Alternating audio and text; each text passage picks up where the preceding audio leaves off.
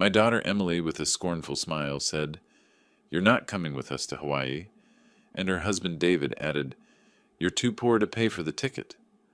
I smiled and said nothing, because I knew I had already booked a flight to Hawaii on a private jet. When they found out, their reaction was worth every dollar. You wouldn't believe what they did. Before we continue, please subscribe to the channel and let us know where you are listening in the comments. You're not coming with us to Hawaii. Emily's voice cut through the quiet dining room like a blade, her fork suspended halfway to her mouth. The scratched wooden table suddenly felt enormous between us, every worn groove a canyon of silence. I set down my coffee cup, the ceramic clicking against the mismatched saucer. "I just thought, Dad, seriously." She rolled her eyes, that same dismissive gesture I'd seen 1,000 times since she was 12. "This is a family vacation. David's parents are already coming, and we can't afford to—" "You're too poor to pay for a ticket." David's words hit like a physical blow, his smug smile spreading across his face as he leaned back in his chair. The springs creaked under his weight, a sound that seemed to echo in the sudden stillness. Sophia looked up from her mashed potatoes, confusion clouding her 12-year-old features. "But why can't Grandpa come? He's family too." "Because," Emily said, her voice taking on that sharp edge I'd learned to recognize, "the resort we're staying at costs $800 a night. The flights alone are $1,500 each. Grandpa can't afford that kind of money." I smiled. Actually smiled. The corners of my mouth turned up naturally, surprising even myself. "I understand," I said quietly, watching David's satisfaction deepen. "You're right. I couldn't afford that." Jacob pushed his green beans around his plate, his small voice barely audible. "Maybe we could go camping instead? All together?" Emily's laugh was brittle. "Honey, Daddy worked very hard to plan this trip. We're staying at the Grand Wailea Resort. There's going to be swimming pools everywhere and snorkeling and it's expensive," David interrupted, his eyes fixed on me with something like malicious pleasure. "The kind of place where you need to dress properly for dinner, where people expect certain standards." The implication hung in the air like smoke. I glanced down at my flannel shirt, the one with the small tear near the pocket that I'd never bothered to repair, the one that suddenly felt like a uniform of failure. "We leave Thursday morning," Emily continued, her tone brightening as she turned away from me toward David. "First class to Honolulu, then the helicopter transfer to the resort. Your parents are going to love the spa treatments." "The concierge already arranged everything," David added, reaching across the table to squeeze Emily's hand. "Private cabana by the ocean, sunset sailing, that wine tasting you wanted." I listened to them plan their paradise, their voices growing more animated with each expensive detail. The chandelier above us, a simple brass fixture I'd bought 20 years ago, cast long shadows across their faces as they talked about money, like it was air, casual and infinite. "More coffee, Dad?" Emily asked, her tone suddenly artificially bright, as if she could paper over the wounds with politeness. "No, thank you." I stood, beginning to clear the plates. The sound of silverware against ceramic filled the space where conversation had died. "I think I'll just clean up." David's chair scraped against the hardwood floor as he pushed back from the table. "We should get going anyway. Early morning tomorrow, and I want to double-check our luggage restrictions." "Of course." I stacked the plates carefully, my hands steady despite the tremor I felt in my chest. "Have a wonderful time." Emily kissed my cheek, her lips cold and quick. "We'll send pictures," she said, already reaching for her purse. "Maybe next time we can plan something more reasonable." I watched them bundle the children into coats, listened to the sounds of zippers and goodbyes and car doors slamming. The engine of David's BMW purred to life, then faded into the distance, leaving me alone with the debris of dinner and the echo of their laughter. The house settled into silence around me, broken only by the steady tick of the kitchen clock. I stood at the window, watching their taillights disappear around the corner, and my smile finally faded. In its place, something else entirely began to take shape. They had no idea what they'd just done. The dishes clinked softly as I scraped the remnants of dinner into the trash, each movement automatic, meditative. Green beans that Jacob had pushed around his plate, Emily's half-eaten potatoes, abandoned when the conversation turned to money. The simple meal that had somehow become a battlefield. I turned on the faucet, watching the water cascade over the plates, and that's when I saw it, a business card that had slipped from the kitchen drawer, floating face up in the sudsy water. Thompson Tech Solutions, my old company logo, barely visible through the soap bubbles. I picked it up, water dripping from my fingers, and suddenly I was back in that boardroom in 2019. The mahogany table that reflected our faces like a mirror, the handshake that transferred $15 million to my account, the way the buyer's eyes had lit up when he saw our user engagement numbers. "You built something special here, Robert," he'd said, the check sliding across the polished surface. "Revolutionary, really. This authentication software is going to change everything."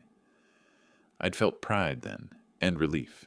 Years of 18-hour days, of Margaret bringing me coffee at midnight while I debugged code, of missing Emily's soccer games because we were chasing our next funding round. It had all been worth it in that moment. Margaret had been waiting in the parking garage, her face glowing with excitement. "How did it go?" "We did it," I'd whispered, holding her close. "We actually did it." But later that night, as we'd sat in our kitchen, this same kitchen, she'd grown quiet. "Robert," she'd said, stirring her tea thoughtfully, "money changes people. It shows who they really are." "What do you mean?" "I mean, now you'll find out who your real friends are. Who really loves you for you, not for what you can provide." She'd reached across the table, her fingers warm against mine. "Promise me something. Promise me you won't let them know right away. Let them show you their true hearts first." I'd laughed then, thought she was being overly cautious. But Margaret had been right about everything else in our 35 years together. Right about the business, right about people, right about Emily's growing obsession with appearances. 3 years since cancer took her. 3 years of watching our daughter drift further into a world where worth was measured in designer handbags and vacation destinations. 3 years of increasingly awkward dinners where David's insults grew sharper and Emily's disappointment in her failed father became more obvious. I'd hoped family would be different, hoped that blood would matter more than bank accounts. Tonight had been the final test, and Emily had failed spectacularly. I dried my hands on the old dish towel, the one with the faded roses that Margaret had loved, and walked to my small office. The laptop was ancient by today's standards, but it worked fine for checking my investments. I opened the browser, navigated to my portfolio dashboard, and watched the numbers load. $15.2 million, up from last month. The irony wasn't lost on me. Emily's entire Hawaiian vacation, the one I was too poor to afford, cost less than what my investments made in a single week. The private resort room that David had mentioned so smugly, I could buy the entire resort without touching my principal. I leaned back in my chair, staring at the screen. Margaret's voice echoed in my memory. "Money shows who they really are." Well, now I knew. The question was, what was I going to do about it? I closed the laptop and sat in the darkness, feeling something crystallize in my chest. Not just hurt anymore, but purpose. They thought they knew Robert Thompson, the failed widower in his modest house, struggling to make ends meet. They had no idea they'd just awakened Robert Thompson, the entrepreneur, the strategist, the man who'd built something from nothing and sold it for millions. Emily needed to learn that actions have consequences. That cruelty, especially to family, comes with a price. And David needed to learn that assumptions about people can be very, very dangerous. I stood up, suddenly energized. Margaret would have understood. She'd always believed in teaching through experience rather than words. "Show, don't tell," she'd say when Emily was small and misbehaving. Well, it was time to show them something they'd never forget. The coffee maker gurgled to life at 6 a.m., same as always, but nothing else about this morning felt routine. I stood at the kitchen counter, watching the dark liquid fill the pot, my mind already racing with possibilities. The newspaper lay unopened on the table. For the first time in years, I had more pressing matters than the morning headlines. I carried my mug to the small office, powered up the laptop, and opened my old address book. Names and numbers I hadn't called in years, connections from my business days that I'd maintained out of habit rather than necessity. Today, those connections were about to become very valuable. First, reconnaissance. I opened Facebook, something I rarely bothered with, and navigated to Emily's profile. Her privacy settings were laughably loose. Every detail of her life displayed for the world to see. There it was, a photo from yesterday evening, her and David grinning at some trendy restaurant, champagne flutes raised in a toast. The caption read, "Celebrating our upcoming Hawaiian adventure. Can't wait for the Grand Wailea Resort. Acha Blessed, Hawaii, family time." I scrolled through her recent posts, each one a breadcrumb in my investigation. Check-in at the airport showing their departure time. A photo of their flight confirmation, gate numbers clearly visible. David's Instagram account, even less secure, showing their hotel reservation details and planned activities. Amazing how much people shared online. In my business days, we'd spent thousands on competitive intelligence that was far less detailed than what my daughter posted for free. I opened a Word document and began taking notes, the old analytical mind clicking into gear. Flight, American Airlines 847, departing Thursday 7:15 a.m., arriving Honolulu 11:30 a.m. local time. Hotel, Grand Wailea Resort, Oceanfront Suite, arriving May 15th, departing May 22nd. Activities, snorkeling tour, Friday, spa day Saturday, sunset dinner cruise Sunday. The phone rang, startling me from my research. I almost ignored it, then saw the name Marcus Chen, former client and now VP of Operations at Exclusive Travel Partners. "Marcus," I answered, injecting warmth into my voice. "It's been too long." "Robert, I was just thinking about you. How are you holding up?" "Better than expected, actually. Listen, I need a favor. You still have contacts in the Hawaiian hospitality industry?" "Of course. What do you need?" I explained that I was looking into a surprise visit to see family, gave him the hotel details. Marcus's tone shifted to professional interest immediately. "The Grand Wailea? Beautiful property. Very exclusive. I can make some calls. See what I can find out about your family's arrangements. When are you thinking of visiting?" "Same week they're there. I'd like to coordinate something special." "Consider it done. I'll call you back within the hour." True to his word, Marcus called back 53 minutes later. "Your daughter's family is in the Napua Tower, Suite 4012. Premium oceanfront. They've booked several high-end excursions through the concierge. Robert, I have to ask, this is a very expensive property. Are you sure you want to?" "Marcus, what would it cost to book the presidential suite in the same hotel? Same dates?" Silence on the other end. Then, "Robert, the presidential suite at the Grand Wailea runs about $12,000 a night. For a week you're looking at—" "I can handle it. What else?" "Well, if you're serious about making an impression, you'd need transportation. The family's taking the standard shuttle from the airport, but we could arrange helicopter transfer directly to the resort. Much more dramatic." "Perfect. Set it up." After hanging up, I stared at my notes, the plan taking shape. But there was still one more element needed, the most important one. I needed to arrive in style, in a way that would make Emily and David understand exactly how wrong they'd been about my finances. I Googled private jet Portland to Hawaii and started making calls. The first 3 companies treated me like I was wasting their time. My modest voice and simple questions didn't scream serious client. But the 4th company, Platinum Aviation, transferred me to a senior consultant who listened carefully to my requirements. "Mr. Thompson, we can absolutely accommodate your travel needs. Our Citation X Plus can make the journey with one fuel stop, or we have a Gulfstream G650 available that can make the trip nonstop. The Citation would be $45,000 for the round trip, the Gulfstream $68,000. I paused, letting the numbers sink in. Emily's entire vacation cost less than half of either option. "I'd like to schedule a consultation," I said. "Today, if possible." "Of course. We're located at the Executive Aviation Terminal at PDX. Would 2 o'clock work?" "Perfect." I hung up and leaned back in my chair, adrenaline coursing through my veins. This was really happening. After years of hiding my success, of living modestly, while Emily and David grew increasingly dismissive, I was about to reveal the truth in the most dramatic way possible. Margaret would have laughed at the irony. "You always were theatrical," she'd have said. "But sometimes people need a grand gesture to understand what they've been missing." I closed the laptop and headed for the shower. It was time to remind myself how to be Robert Thompson, successful businessman, instead of Robert Thompson, disappointing father. The Grand Wailea Resort had no idea what was coming. The phone felt heavy in my hand as I dialed Platinum Aviation's number. No more research, no more planning. This was the moment the idea became reality. Platinum Aviation, this is Sarah speaking. Good morning, Sarah. This is Robert Thompson. I called earlier about private charter service to Hawaii. Of course, Mr. Thompson.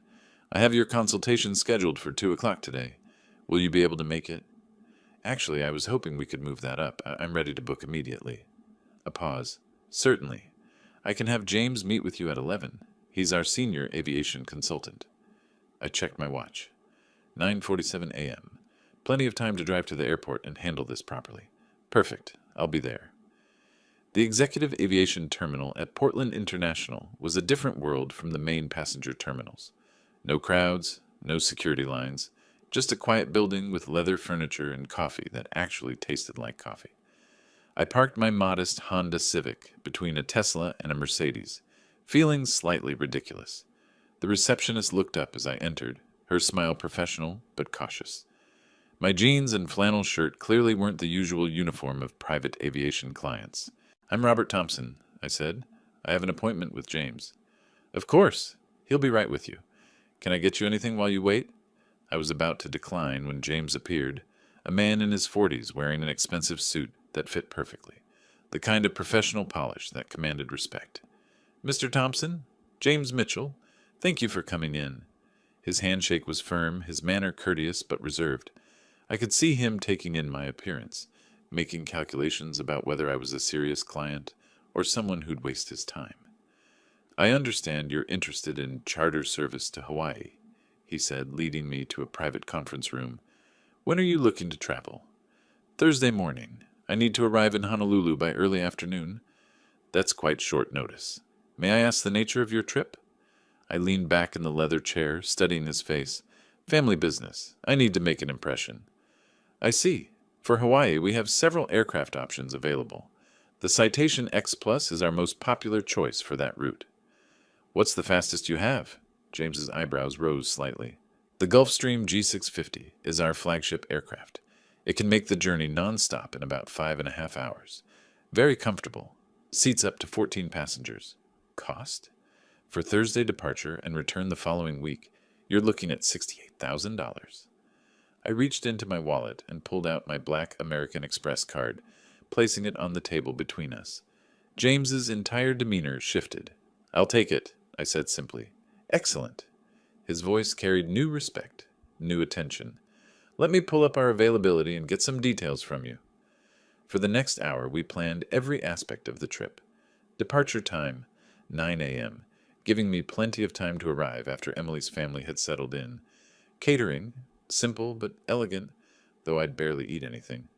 Ground transportation, helicopter transfer, directly to the Grand Wailea Resort. The helicopter will land on the resort's private pad, James explained, his fingers flying over his tablet. Very dramatic arrival, if that's what you're looking for. It is. We'll need to coordinate with the hotel's concierge. Do you have reservations there? Being arranged. The presidential suite.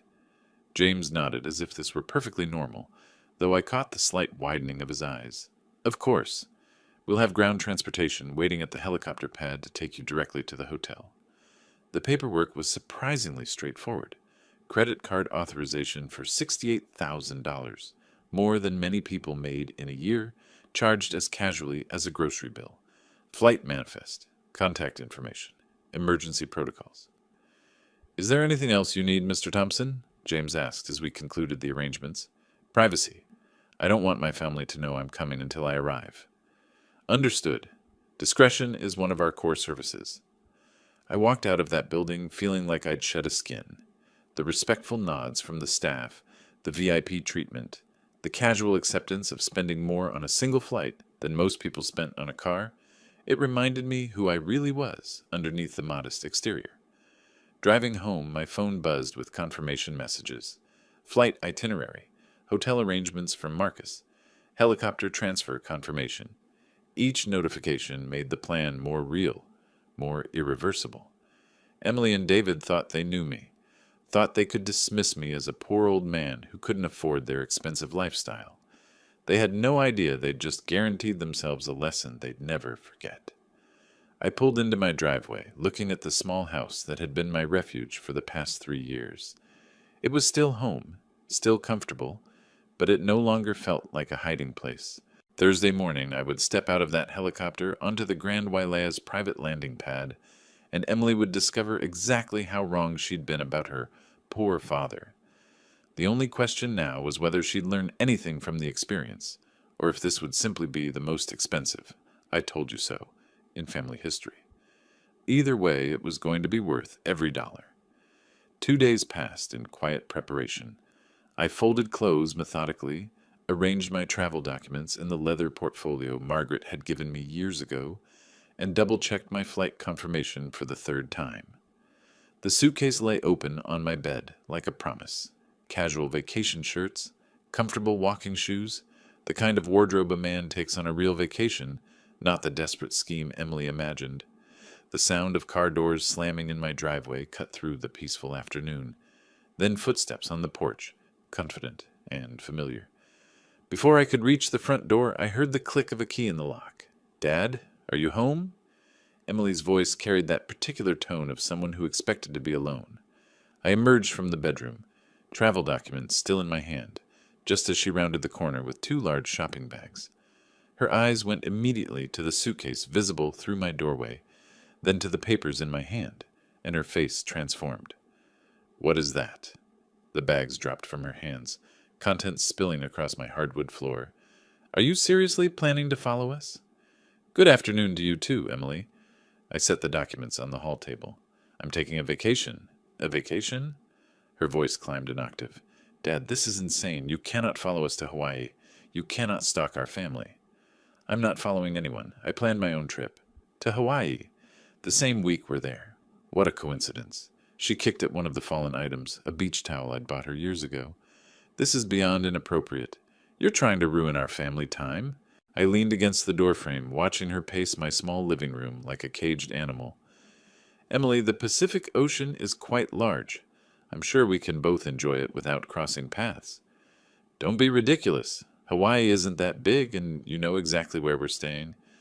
"God, what will David's parents think? What will people say?" "About what?" "About you showing up like some desperate old man who can't take a hint." Her hands flew through the air as she spoke, punctuating each cruel word. "It's pathetic, Dad. You're too old for this kind of behavior, and frankly, you're too poor to afford whatever sad little trip you're imagining." The familiar sting of her words had less power now. I smiled. "I can afford exactly what I need." Emily's laughter was sharp, brittle. "Really? With what money?" "Dad, you live in this tiny house. You drive a 15-year-old car. You shop at Goodwill. Let's not pretend you're taking some luxury vacation. What did you do? Book a hostel? Find some discount motel near the airport?" "Something like that."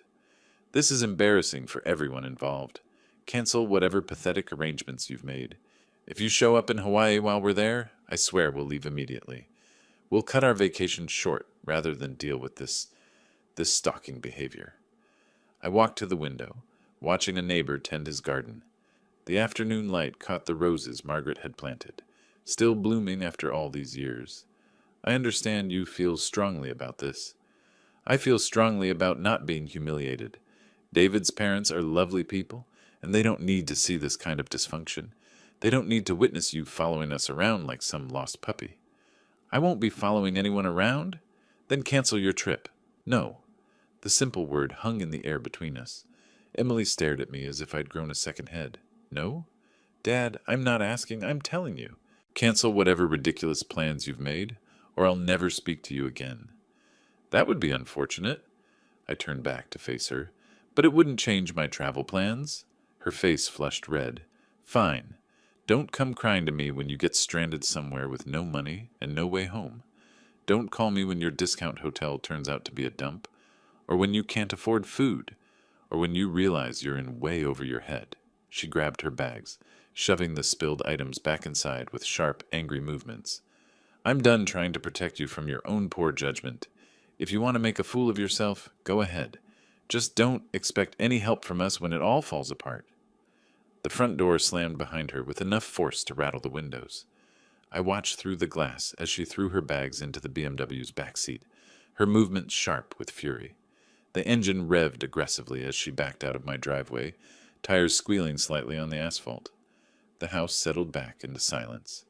I returned to my bedroom, picked up the travel documents from the hall table, and resumed my packing. Emily had just provided the perfect final test of her character, and failed even more spectacularly than I'd expected. Tomorrow morning I would step aboard a private jet worth more than her house, but tonight I had suitcases to finish. The evening quiet felt different after Emily's explosive visit. I completed my packing with methodical precision, checking off items from the list I'd written: medications, casual clothes, the good watch Margaret had given me for our 25th anniversary. Everything folded and arranged in the leather suitcase that had traveled with me to business meetings across 3 continents. My phone rang as I zipped the main compartment closed. The caller ID showed a name I hadn't expected: Michael Clark. "Robert, how are you feeling tonight? Any better?" I paused, phone pressed to my ear. "Better? I'm sorry, Michael. What do you mean?" "Oh." A long silence. "Emily told us you've been quite ill. She said you've been to several doctors, that you're on new medications. I was calling to see if there's anything Martha and I can do. Groceries, errands, anything at all." The room seemed to tilt slightly. Emily had told them I was sick? "That's very kind of you to call," I managed, my mind racing through the implications. "She mentioned you've been having some dizzy spells, that you're too weak to drive some days. We were so worried about you being alone in that house. Are the new medications helping at all?" I sank into my armchair, staring at the packed suitcase, visible through my bedroom doorway. Emily hadn't just excluded me from their vacation. She'd created an elaborate fiction about my health to justify it, to make herself look like the caring daughter protecting her fragile father. "I'm having some good days and bad days," I said carefully, adopting a slightly weaker tone. Of course. Martha wanted me to tell you that we're keeping you in our prayers. And please, don't hesitate to call if you need anything at all. We could bring dinner by sometime this week, or help with any heavy lifting around the house." The genuine warmth in his voice made Emily's deception even more sickening. Michael was a good man, worried about someone he thought was suffering, while his daughter-in-law painted me as helpless and declining. "You're very thoughtful, Michael. I appreciate that more than you know." "Well, you just focus on getting better. Emily says the doctors are optimistic, but these things take time. We understand completely why you can't join us in Hawaii. The travel would be too much strain right now." Ah, there it was, the perfect excuse for my absence, wrapped in concern and medical necessity. "Yes, the doctors did recommend staying close to home," I said, amazed at how easily the lie rolled off my tongue. "Smart thinking.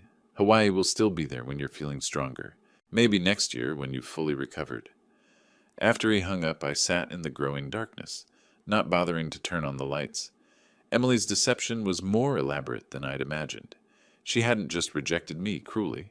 She'd crafted an entire narrative that painted her as the devoted daughter, caring for her ailing father, the victim instead of the villain.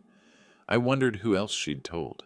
How many people in our extended circle now pitied poor Emily, burdened with a sick father she couldn't possibly include in family activities? How many sympathy cards might I expect, or concerned phone calls from family friends I hadn't heard from in months? The anger that hit me was different from the hurt I'd felt during our dinner confrontation. This was cold, calculating fury. Emily hadn't just been cruel, she'd been strategically cruel, covering her tracks with lies that made her look noble. But she'd also handed me an unexpected gift. When I appeared in Hawaii, healthy and confident, stepping off a private helicopter onto the resort's landing pad, her deception would unravel spectacularly. Everyone would see exactly what kind of person Emily really was. I picked up my phone and scrolled through my contacts, making mental notes of who might call in the coming days, with well wishes for my recovery. Let them call. Let Emily's lie spread as far as she wanted it to go. The bigger the lie, the more spectacular its collapse would be. I carried my suitcase to the front hallway and set it by the door, ready for tomorrow's early departure. My phone buzzed with a final confirmation text from the car service. "Pickup scheduled for 7 a.m. to Executive Aviation Terminal." Emily thought she was protecting herself with her fictional sick father. Tomorrow she'd discover that some illnesses have very dramatic recoveries. The alarm clock was unnecessary. I woke at 5:30, my body electric with anticipation. This was the day Emily would learn that assumptions about people can be dangerously wrong. Coffee brewed while I showered and dressed, khakis and a polo shirt, the kind of understated clothes that wouldn't draw attention until I wanted them to. I ate breakfast methodically. Steel-cut oats, fresh fruit, orange juice, fuel for what would be a very interesting day. The car service arrived precisely at 7. A black sedan, professional but not ostentatious, driven by a man who simply nodded and loaded my suitcase without commentary. We drove through Portland's quiet morning streets, past the neighborhoods where Emily lived her carefully curated life, toward the airport where my real life was about to begin. The executive aviation terminal was a different world from the main passenger building. No crowds, no lines, no harried travelers dragging oversized bags, just quiet efficiency and understated luxury. The receptionist greeted me by name. "Good morning, Mr. Thompson. Your aircraft is ready for departure. Would you like coffee while we complete the final paperwork?" "That would be nice." She handed me a proper porcelain cup, none of those disposable airline cups, filled with coffee that actually tasted like coffee. Real cream, actual sugar, served on a small silver tray. "Mr. Thompson?" A woman in a crisp uniform approached. "I'm Captain Sarah Morrison. We'll be taking you to Honolulu today." She led me across the tarmac to where the Citation X Plus waited, sleek and white in the morning sun. Not the largest private jet I'd seen, but substantial enough to make a statement. The kind of aircraft that cost more per hour to operate than most people earned in a month. "We'll have you in Honolulu by 2 o'clock local time," Captain Morrison explained as we climbed the airstairs. "Flight time approximately 5 hours and 40 minutes. The weather looks perfect for the entire journey." The interior was everything the sales consultant had promised. Cream leather seats that could fully recline, polished wood trim, a cabin that could comfortably seat 8, but would hold only 1 today. The flight attendant, a professional woman named Janet, offered champagne for takeoff. "Just coffee for now," I said, settling into the leather seat that probably cost more than most people's cars. The takeoff was whisper smooth, Portland falling away beneath us as we climbed into clear Oregon skies. Below, I could see the neighborhoods where Emily and David lived their modest upper-middle-class lives, unaware that her poor father was looking down at them from 30,000 feet above. Janet served lunch on actual china, salmon with lemon and herbs, roasted vegetables, a small salad with vinaigrette that tasted homemade. I ate slowly, reading a Wall Street journal, while the Pacific Ocean stretched endlessly blue beneath us. "More coffee, Mr. Thompson?" "Please." This was how the other half lived, the half Emily thought I could never afford to join. No security lines, no cramped seats, no fellow passengers coughing and snoring, just quiet luxury and professional service, the kind of travel where you arrived refreshed instead of exhausted. I thought about Margaret, how she would have laughed at the extravagance while secretly enjoying every minute. "You always did like to make a point dramatically," she would have said, "but sometimes people need to be shown, not told." My phone buzzed with a text from the hotel. "Welcome to Hawaii, Mr. Thompson. Your helicopter transfer is confirmed for 2:30 p.m. departure from Honolulu International." Perfect timing. Emily's family would be well settled into their routine by now, probably lounging by the pool or exploring the resort. They wouldn't expect any surprises. They were about to get the biggest surprise of their lives. "Beginning our descent into Honolulu," Captain Morrison announced. "Beautiful afternoon for arrival." Through the window I watched the Hawaiian Islands grow larger, emerald jewels set in azure water. Somewhere down there, Emily was enjoying her luxury vacation, secure in the knowledge that her poor father was homesick in Portland, unable to afford anything more exciting than his living room couch. The landing was smooth as silk, the aircraft touching down on Hawaiian soil with barely a bump. As we taxied toward the private aviation terminal, I could see the helicopter waiting, a sleek machine that would complete my transformation from dismissed father to mysterious arrival. "Thank you for flying with us today," Janet said as I prepared to depart. "I hope you have a wonderful time in Hawaii." "I believe I will." The helicopter pilot was already running through his pre-flight checklist as I crossed the tarmac. In 20 minutes, I would be landing at the Grand Wailea Resort, stepping out onto their private helipad like a man accustomed to such transportation. Emily thought she knew who I was. She was about to discover she didn't know me at all. The helicopter swept over Maui's coastline, resort hotels strung along the beaches like jewels on a necklace. Below, I could see the Grand Wailea's distinctive architecture sprawling across pristine beachfront. Pools and gardens and tennis courts laid out like a miniature city. "Beautiful property," the pilot said through the headset. "You picked a good one." "So I'm told." But I wasn't going to the Grand Wailea. My reservation was at the Fairmont Kea Lani, 3 miles up the coast, far enough away to avoid accidental encounters, close enough for strategic positioning when the time came. The Fairmont's lobby was all polished marble and tropical elegance, the kind of understated luxury that whispered rather than shouted. The desk clerk's smile was professionally warm as I approached. "Mr. Thompson, welcome to the Fairmont Kea Lani. We have your oceanfront suite ready, and I see you've arranged helicopter arrival." "Very nice. Thank you." Everything went smoothly. "Excellent. Your suite includes concierge service, private beach access, and... Robert, my goodness, you look wonderful." I turned, my careful plans evaporating in an instant. Michael Clark stood 20 feet away, his face lit with genuine pleasure and surprise.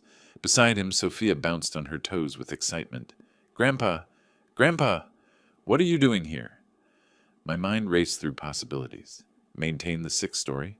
Pretend to be someone else? But Sophia was already running toward me, her arms outstretched for a hug I couldn't refuse.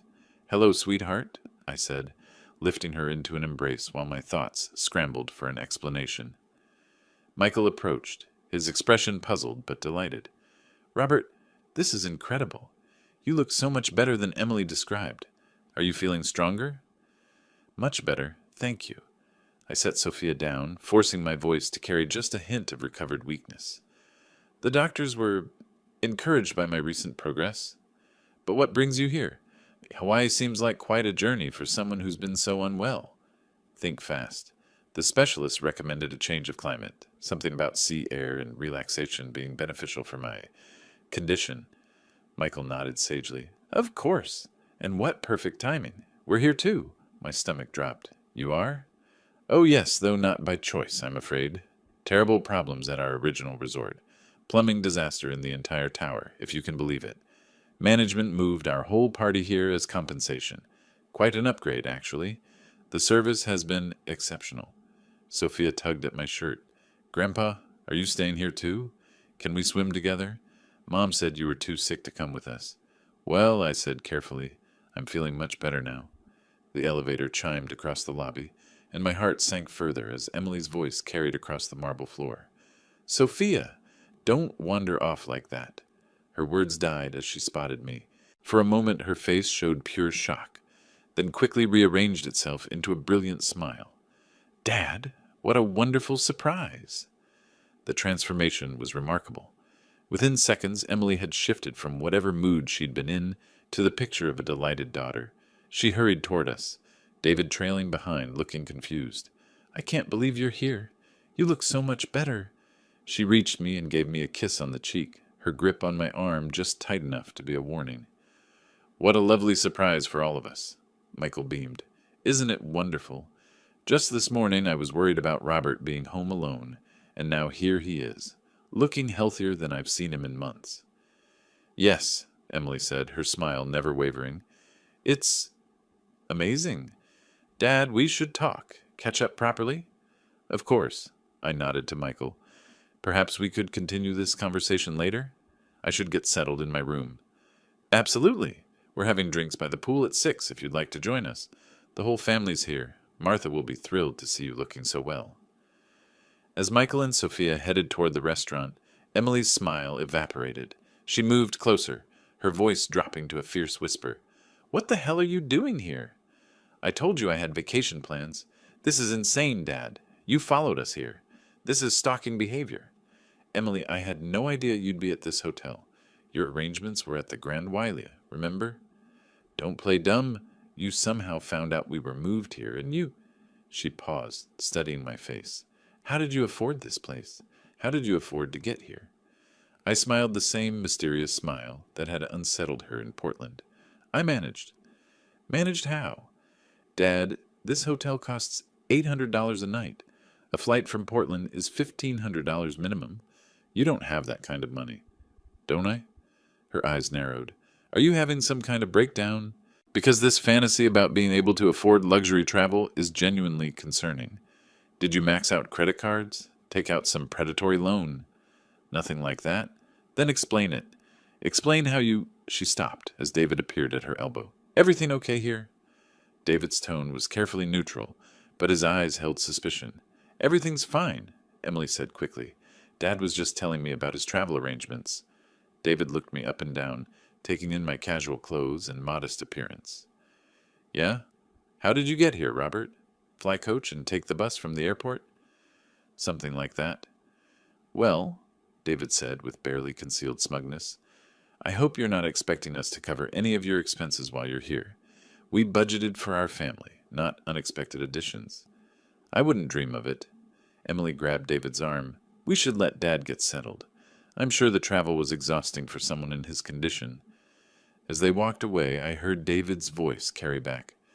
I still don't understand how he afforded this place. Something doesn't add up. If only he knew how right he was. The hotel restaurant's breakfast buffet was nearly empty when I arrived the next morning. Fresh pineapple, perfectly scrambled eggs, coffee that tasted like it had been grown on the islands. A far cry from the instant coffee I'd been drinking at home.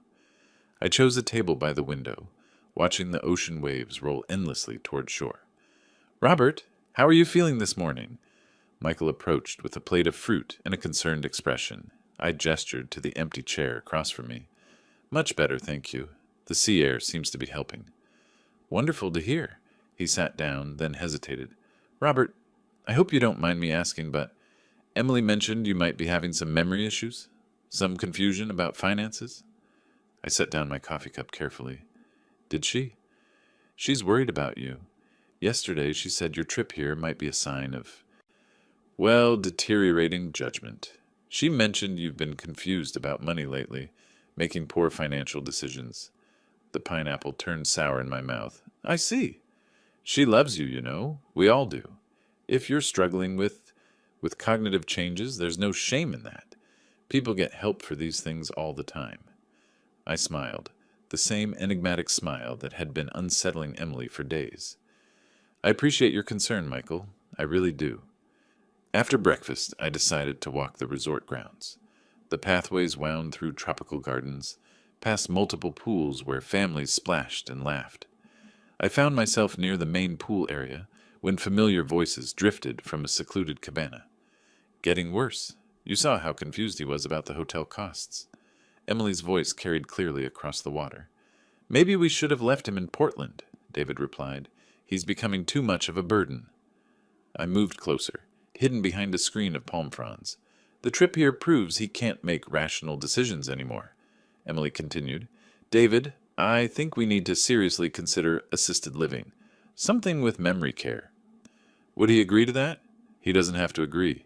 We can get guardianship if we prove he's not competent. Then we can make the financial decisions for him. What about his house? We'll have to sell it. Use the money for his care. It's not worth much, but it'll help with the facility costs. My blood ran cold. They weren't just planning to abandon me. They were planning to take legal control of my life. What about his, day-to-day stuff? David's voice dropped. His doctor appointments, his mail, his bills. We'll handle all of that. It'll be easier once we have guardianship. We can set up power of attorney, manage his finances properly. The poor guy probably doesn't even understand what's happening to him. That's what makes it sad, but also what makes it necessary. I stepped backward, my heart hammering. The scope of their betrayal was breathtaking. Not only had they rejected me cruelly, lied about my health, and planned to institutionalize me, they were plotting to take legal control of my life and assets. If only they knew those assets included over $15 million they'd never see. I retreated to my suite, my mind racing. On my laptop, I researched guardianship laws, confirming what I'd suspected. Without proper legal protections, adult children could indeed gain control over an elderly parent's life if they could prove incompetence. Fortunately, my financial advisors had insisted on comprehensive legal safeguards years ago. Powers of attorney, advance directives, competency evaluations, all designed to prevent exactly this kind of family coup. But Emily and David didn't know that. They thought they were plotting against a helpless old man with a modest house and a tiny savings account. Tomorrow was my departure day. Tomorrow they would learn exactly how wrong they'd been about everything. I opened my phone and sent a text to my pilot. Departure confirmed for 2 p.m. Please ensure everything is perfect. The reply came immediately. Absolutely, Mr. Thompson. We'll be ready. Emily thought she was protecting herself from an embarrassing father. Instead, she was about to experience the most embarrassing moment of her life. The next 2 days passed in a careful dance of avoidance and observation. I timed my meals and pool visits to minimize contact with Emily's family, watching from a distance as they enjoyed their luxury vacation, the same vacation they'd deemed me too poor to afford. Yesterday afternoon, I'd encountered Sophia and Jacob at the hotel's game room, while their parents were at the spa. The children had rushed toward me with genuine excitement. "Grandpa, want to play air hockey with us?" "We missed you at dinner last night," Jacob added. "Mom said you were tired." "I'm feeling better today," I said, accepting Sophia's challenge at the game table. "Tell me about your vacation. What's been your favorite part?" "The snorkeling," Sophia's face lit up. "We saw sea turtles, and Jacob learned to body surf." "That sounds wonderful. Are you having fun with your grandparents?"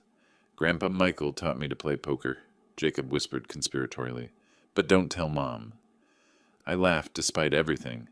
These children were innocent in all of this. Whatever happened tomorrow, I would ensure they weren't hurt by their parents' mistakes. "Grandpa," Sophia said quietly, "are you really sick? Mom keeps telling people you're sick, but you seem fine to me. What do you think?"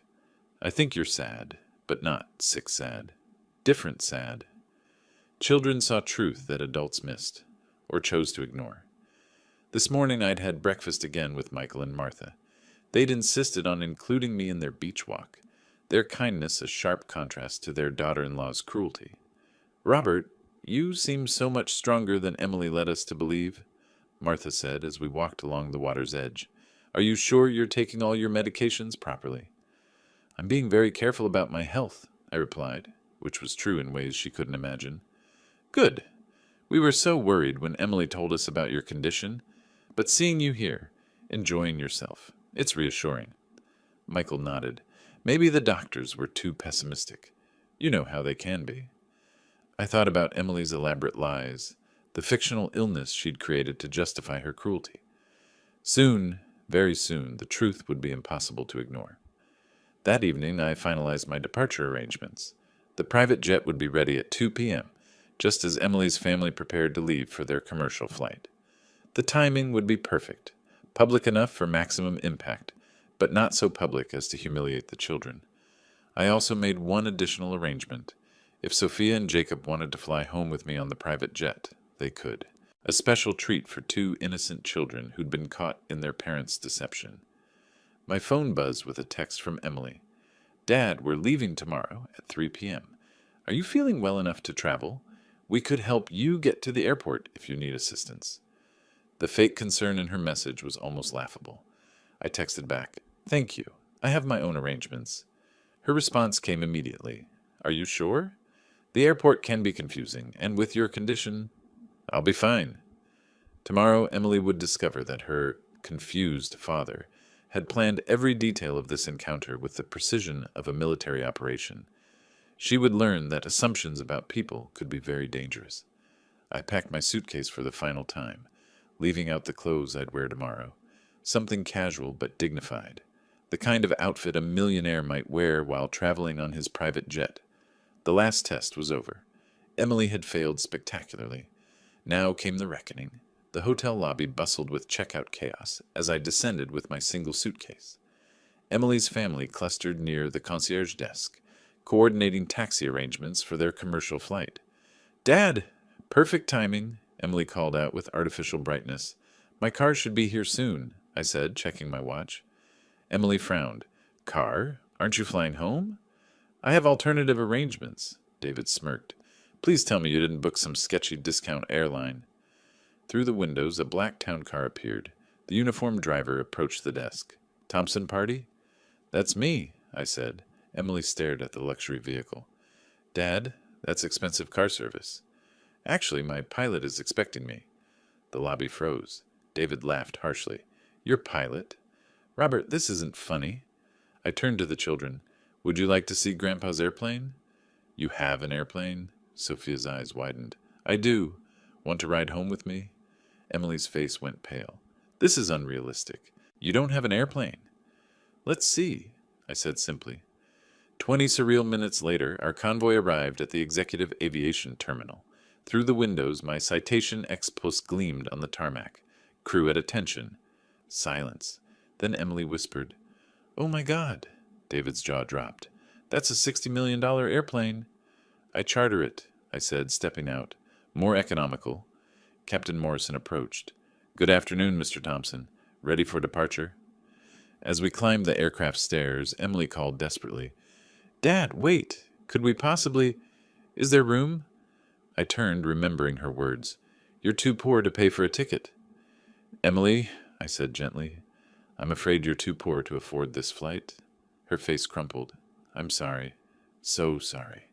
Some lessons are learned through experience. The door closed on Emily and David standing helplessly below, watching their poor father taxi away with their children waving from windows.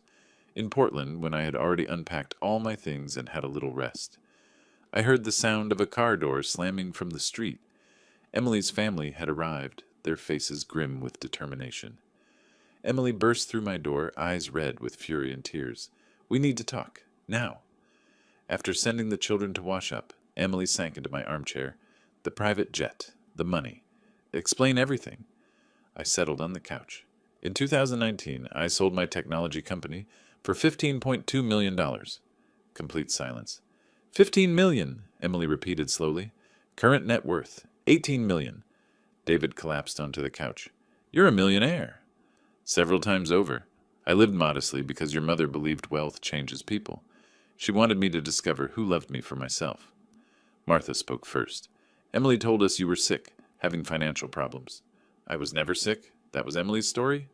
Emily's face went white. Dad, you told everyone I was confused, needed supervision. You planned assisted living, guardianship over my finances. Michael's face flushed with anger. Emily, you lied to us. I thought he was broke, Emily protested, maybe developing dementia. So you decided to control his life? Martha's voice was sharp. I raised my hand for silence. Emily, you judged my worth by appearances. You rejected me cruelly, lied about my health, planned to institutionalize me. I'm sorry, so sorry. I forgive you. But forgiveness doesn't eliminate consequences. I looked at her steadily. I've revised my will. Your inheritance goes to Sophia and Jacob's Education Trust. They'll receive it at 25 if they demonstrate proper values. Emily began crying. You're cutting me out? I'm ensuring the money builds character, not just bank accounts. David finally spoke. I was wrong about everything. I'm sorry. Thank you. I accept your apology. The children emerged, sensing change. Sophia asked, Grandpa, are you rich? I'm comfortable, sweetheart. Emily wiped her eyes. Could we rebuild our relationship? Could you teach me to be better? I smiled genuinely for the first time in months. I like that very much. After they left, my phone rang. Emily, thank you for the lesson, for forgiveness, for giving me a chance. You're welcome. I love you. I love you too. Next time, maybe just tell me directly. I laughed. I'll consider it. Justice served with mercy, worth every dollar spent. If you like this story, please like this video, subscribe to the channel, and share your impressions of this story in the comments. To listen to the next story, click on the box on the left. Thank you for watching.